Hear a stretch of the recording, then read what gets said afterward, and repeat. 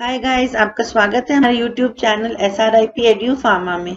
आज हम लेके आए हैं आपके लिए एक नया video on MCQs of micro encapsulation techniques. ये जो चैप्टर है ये बहुत इंपॉर्टेंट चैप्टर है फार्मास्यूटिक्स या फार्मास्यूटिकल टेक्नोलॉजी का। इसमें हम ये जानेंगे कि माइक्रो एनकैप्सुलेशन में क्या क्या होता है, कौन कौन सी टेक्निक्स होती हैं, और साथ ही साथ इसमें हमने 15 MCQs आपके लिए अरेंज किए हैं और इसमें एक्सप्लेनेशन भी है। तो उस एक्सप्लेनेशन के कारण आपके जो 15 क्वेश्चंस हैं इससे आप मोर देन 40 क्वेश्चन जो है वो सॉल्व कर पाएंगे। तो आइए शुरू करते हैं हम अपना video on micro encapsulation techniques. हमारा फर्स्ट क्वेश्चन है the fundamental considerations for the formulation of micro capsules includes. तो जब हम माइक्रो कैप्सूल बनाते हैं तो उसमें कौन कौन सी इंपॉर्टेंट पैरामीटर्स हैं जो हमको देखना है। तो पहला है कोर मटेरियल, दूसरा कोटिंग मटेरियल, तीसरा व्हीकल। तो यहाँ पे ऑल ऑफ द अबव होगा क्योंकि कोर मटेरियल में सॉलिड लिक्विड होता है, कोटिंग मटेरियल में हम देखते हैं पॉलीमर्स, वैक्सेस, रेजिन्स, और व्हीकल जो होते हैं वो एक्वस, नॉन एक्वस टाइप के व्हीकल्स होते हैं। सेकेंड क्वेश्चन है कोर मटेरियल्स इंक्लूड्स। तो कोर यानी जो सेंटर में मटेरियल होता है उसमें क्या क्या रहता है। तो ड्रग तो रहती है, साथ में कुछ एडिटिव्स भी रहते हैं। तो यहाँ पर एडिटिव्स में एग्जांपल होते हैं plasticiser, colouring agent, resins, waxes, lipids, और साथ में होते हैं स्टेबलाइजर। तो इस क्वेश्चन का आंसर तो है ऑल ऑफ द अबव। लेकिन एडिटिव्स कौन कौन से होते हैं ये भी क्वेश्चन पूछा जा सकता है आपको एग्जाम में। नेक्स्ट क्वेश्चन है micro encapsulation techniques are classified as. इसमें फर्स्ट दिया हुआ है फिजिकल, सेकेंड है केमिकल, थर्ड है फिजिको केमिकल। फिजिकल को हम फिजिको मैकेनिकल भी बोलते हैं। तो ये तीनों ही आंसर्स करेक्ट हैं, तो आंसर होगा ऑल ऑफ द अबव। इसमें हमको ध्यान रखना है कि फिजिकल मेथड में कौन कौन से आते हैं, air suspension, centrifugal extrusion, pan coating, spray coating, ये सारे जो हैं ये फिजिकल के एग्जाम्पल हैं। और फिजिको केमिकल में आता है आयोनोट्रोपिक डिलेशन और कोएसर्वेशन मेथड। तो कोएसर्वेशन याद रखिएगा कौन से टाइप का है, फिजिको केमिकल का है। थर्ड है केमिकल, केमिकल में आते हैं solvent evaporation, polymerisation, interfacial polymer, matrix polymer, ये पूरे आते हैं हमारे केमिकल मेथड में। तो यहाँ पर एक क्वेश्चन जैसे ये दिया हुआ है उसी तरीके से अलग अलग और भी क्वेश्चंस बन सकते हैं जो कि ये पूछा जा सकता है कि फिजिकल मेथड कौन सा है, फिजिको केमिकल कौन सा है और केमिकल कौन सा है।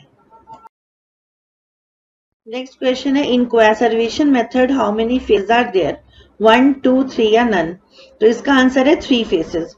3 इमिसिबल फेसेस होते हैं कौन कौन से। फर्स्ट होता है liquid manufacturing vehicle phase, second होता है कोर मटेरियल फेज, और थर्ड होता है कोटिंग मटेरियल फेज। तो आंसर है 3।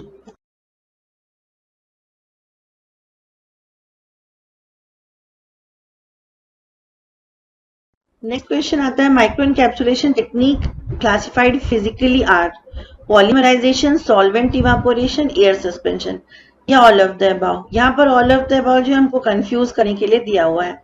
अगर हम ध्यान से अगर याद करें तो एयर सस्पेंशन मेथड होता है फिजिकल में, और बाकी जो दो मेथड दिए हैं पॉलीमराइजेशन और सॉल्वेंट इवापोरेशन, ये दोनों केमिकल मेथड के एग्जाम्पल हैं। तो यहाँ आंसर होगा सी। अब ये वाला आंसर आप अपने आप दें। Coacervation is which type of micro encapsulation technique, physical, chemical या फिजिको केमिकल।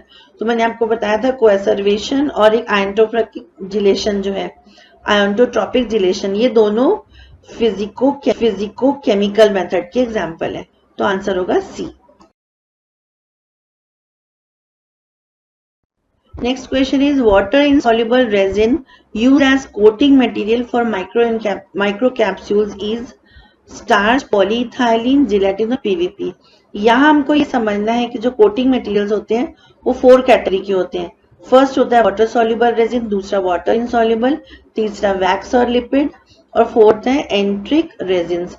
इनके हमको चारों कैटेगरी के एग्जांपल्स को अच्छे से याद करना है। इसको कुछ भी घुमा के क्वेश्चन जो है वो पूछा जा सकता है। अब यहाँ पर फर्स्ट दिया हुआ है स्टार्च। तो अगर हम याद करें तो स्टार्च है, जिलेटिन है, ये किस कैटेगरी में आते हैं, तो ये वाटर सॉल्युबल की कैटेगरी में आते हैं। नेक्स्ट है पॉलीइथाइलिन। तो पॉलीइथाइलिन और इथाइल सेल्यूलोज ये आते हैं वाटर इनसॉल्युबल में। तो यहाँ पर आंसर है वाटर इनसॉल्युबल का पॉलीइथाइलिन। और डी एक और यहाँ पर दिया हुआ है पीवीपी। तो पीवीपी भी अगर हम ध्यान करें तो ये भी सॉल्युबल कैटेगरी में ही आता है, इनसॉल्युबल में नहीं आता है। तो आंसर हो गया बी। नेक्स्ट हमारा क्वेश्चन है shellac is the coating material for micro capsules of which category. तो इसमें वाटर सॉल्युबल, इनसॉल्युबल या एंट्रिक कोटिंग। हमको ध्यान रखना है शीलैक, जीन, सेल्यूलोज एसिटेट, थैलेट, ये जो एग्जांपल्स हैं ये एंट्रिक कोटिंग के लिए ही यूज किए जाते हैं। तो शीलैक का आंसर होगा enteric coating resin. Next, the method of encapsulation and coating is applied as melt.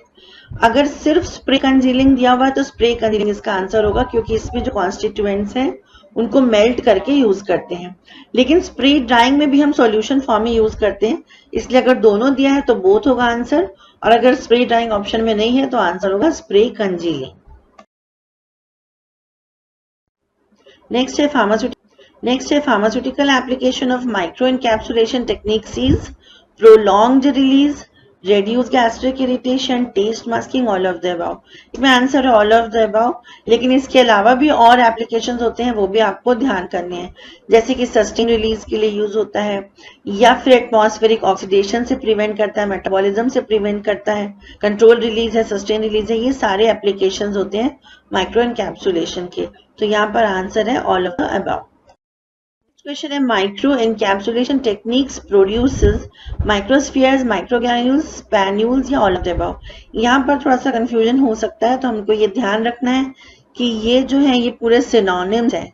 तो माइक्रोस्फीयर, माइक्रोग्रैन्यूल्स, स्पैन्यूल्स सारे ही बनते हैं माइक्रो एनकैप्सुलेशन टेक्निक से। तो आंसर होगा ऑल ऑफ द अबव।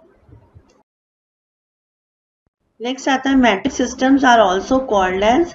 तो जो मोनोलिथिक सिस्टम्स होते हैं उनको मैट्रिक सिस्टम्स बोलते हैं।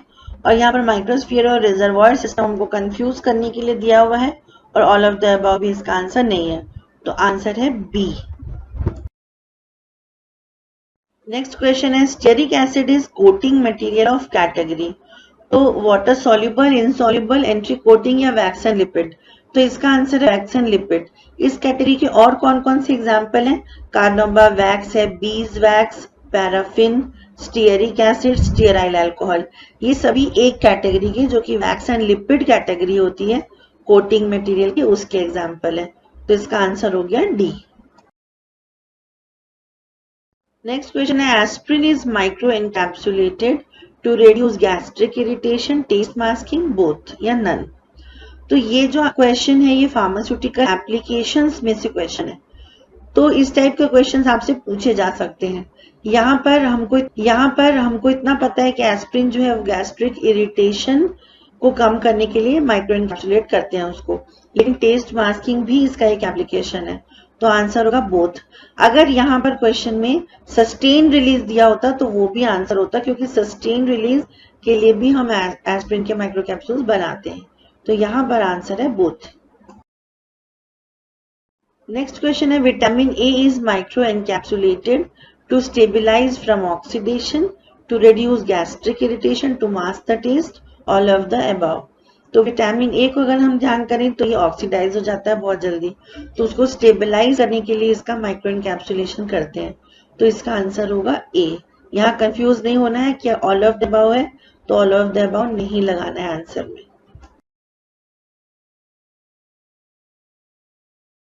नेक्स्ट क्वेश्चन है in polymer interaction method positive charge is by gelatin, gum arabic, both या नन। तो अगर हम पॉलीमर इंटरेक्शन को अच्छे से पढ़ें इस मेथड को, तो इसमें क्लियरली दिया हुआ है कि पॉजिटिव चार्ज के लिए जिलेटिन यूज होता है और नेगेटिव चार्ज के लिए गम अरेबिक। तो ये क्वेश्चन दूसरे ढंग से भी पूछा जा सकता है कि नेगेटिव के लिए कौन सा यूज होता है, तो वहां पर गम अरेबिक होगा। यहाँ पर क्वेश्चन में पॉजिटिव पूछ रहे हैं, तो यहाँ आंसर है जिलेटिन। तो इस वाले ऑप्शन में रहेगा ए है इसका correct answer. So dear students, here we come towards end of our video. Hope you have liked this video and you have tried to solve the questions properly. In the similar way, you can see many more questions from this chapter. Hope you have been watching our various videos that we have uploaded in our channel SRIP Edu Pharma. Do like, share and subscribe the channel and keep learning. Thank you so much.